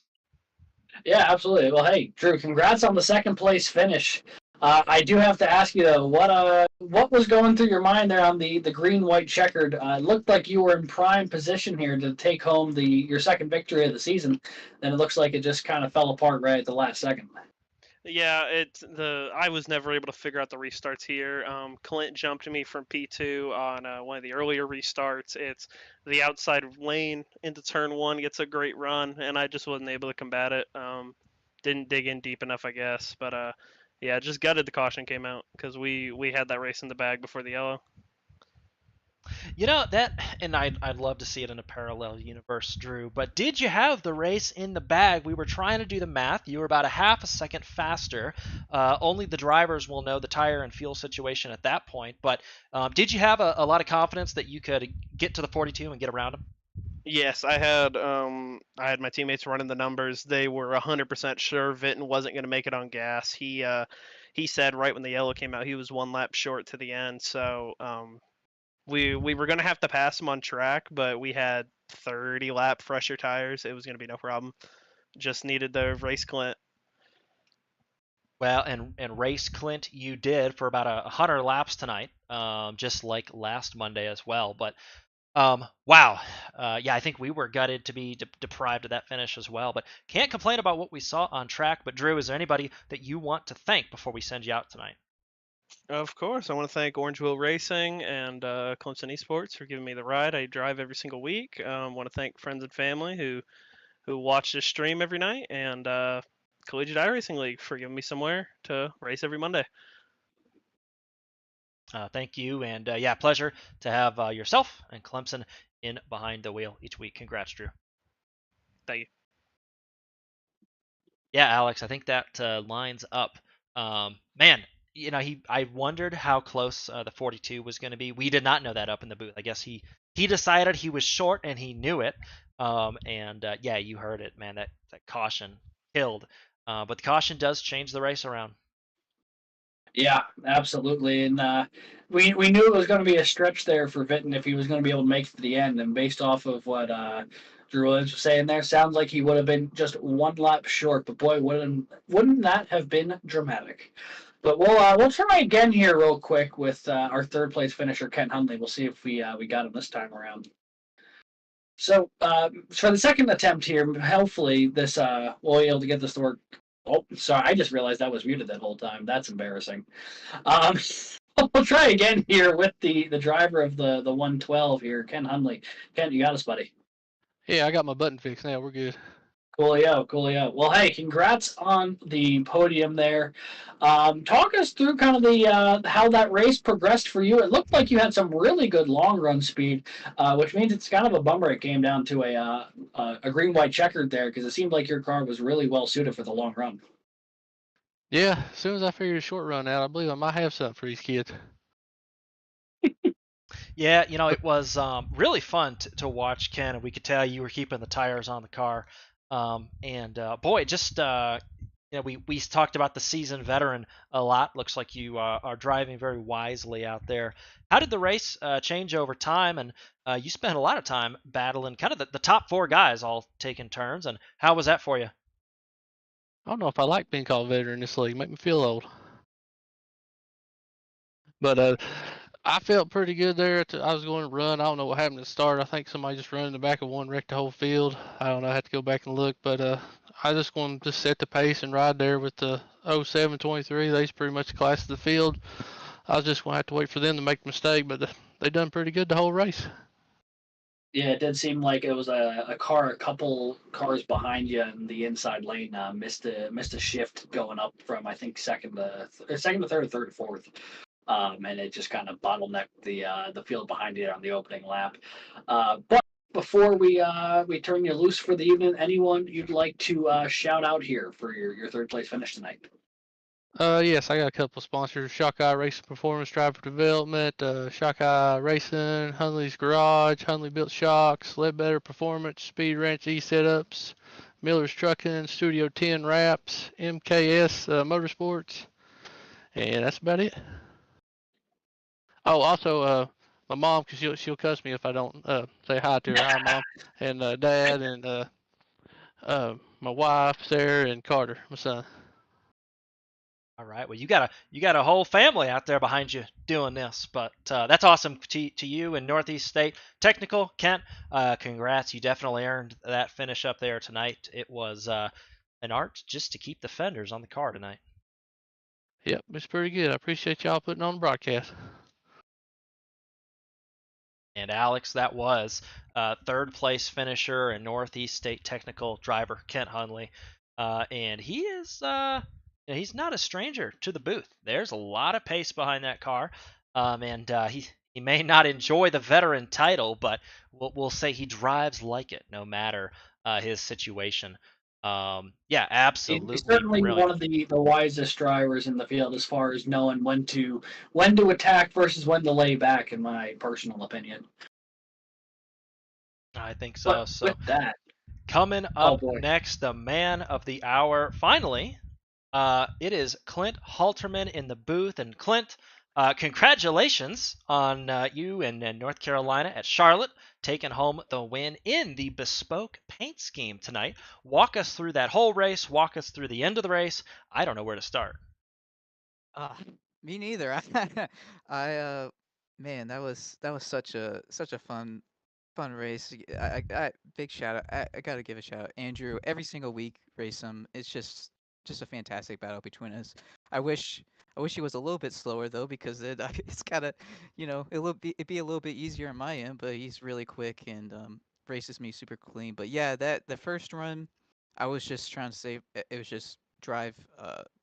It's just protecting the rear tires really, and then just trying to drive the car straight off the corner, and it worked. I think I got Andrew to use up his tires because I pulled about, I don't know, maybe 2 seconds on him, and then he kind of threw my strategy for loop by pitting early, and then but it looked like I had the advantage. Then pitting later, I was catching him, and then that caution came out, and then the next stint I thought I was saving tires, and I guess I wasn't because I got caught and I had no grip, and then what happened after that? Just yeah. Then there another caution, and then another stint, and me and Andrew were just going at it, and I had nothing for him before that final caution. I just was barely hanging on. I could roll the center of 1 and 2 a little bit better than him, but I just couldn't quite get the grip off 2 to make a big difference in the time there. And then yeah, the outs. This is like the one track we've been to where the outside lane on the restart or second place is kind of where you want to be, because I could just kind of send it into the corner and he's kind of pinched in there. So that's just what made all the difference there at the end. yeah, and that was clearly the case. It looked like you got shot out of a cannon relative to him on that last restart. But congrats on the win. And do you have any thoughts now on knowing that you will be one of the four drivers competing in Miami for the Garage Shop College Cup Series Championship? You're the first one to punch your ticket to the finale. It's great. It's I felt like I had the pace to, kind of point my way in, just be consistent, but it's nice to just to get the win, not have to worry about anything crazy happening in these next two races, and kind of focus on the finale and hope just kind of these next few races, maybe I can be a little bit more riskier in strategy or something like that to just to, kind of go for a win. I'd love to win these last two races, prevent anyone else from locking themselves in, but I know it'll be tough for sure. A lot of fast guys in here, and a lot of interesting tracks coming up. I'm excited. Dover, Atlanta, and Homestead. Those are going to be some interesting races for sure.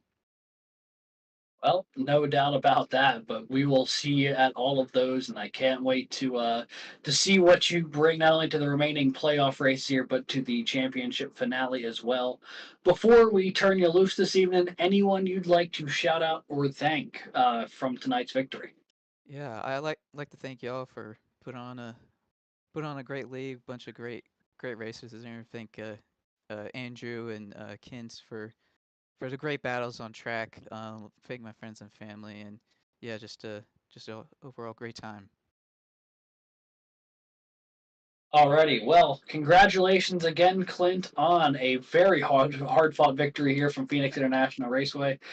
Congrats, and we'll see you next week. All right, thank you guys.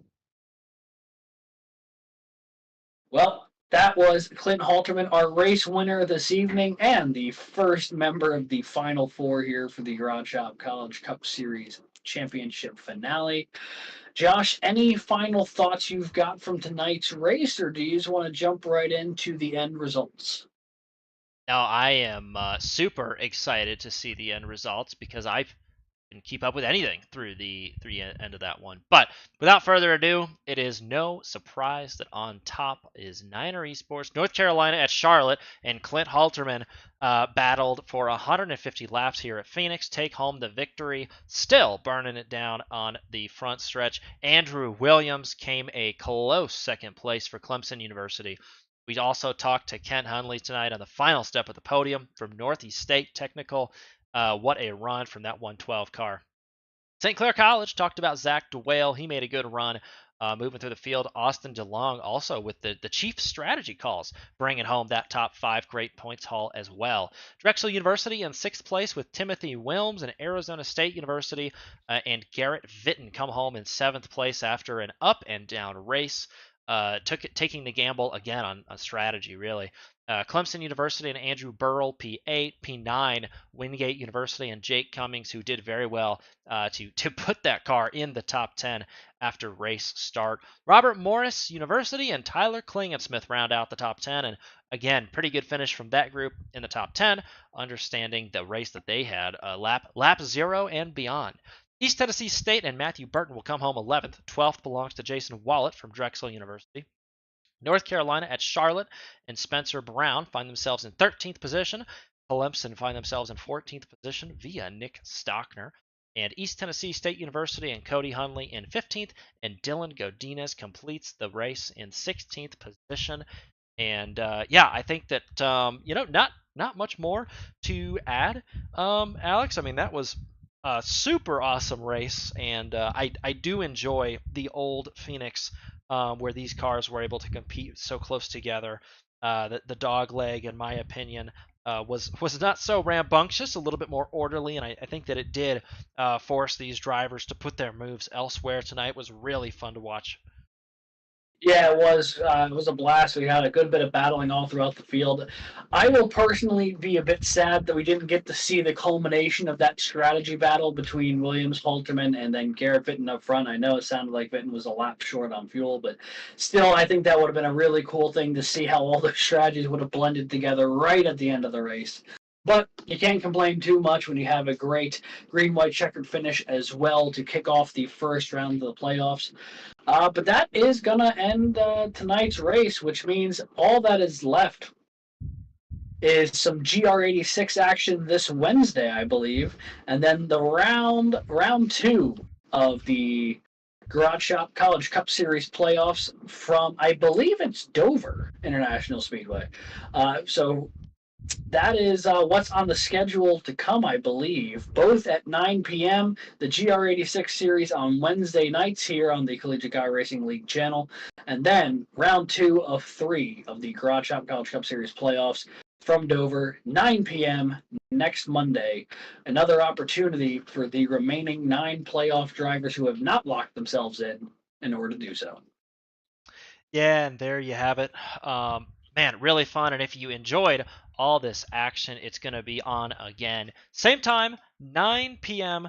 Eastern, and it's going to be on this Twitch channel. The GR86's take on Brands Hatch. It's going to be very close. All the bumper-to-bumper racing. And so, from myself, from Alex Gagnon here at CIL, this has been a very exciting 150 laps at Phoenix International Raceway. You can find us this Wednesday and next Monday. Back at it, doing the same thing, and have a great week. Stay fast.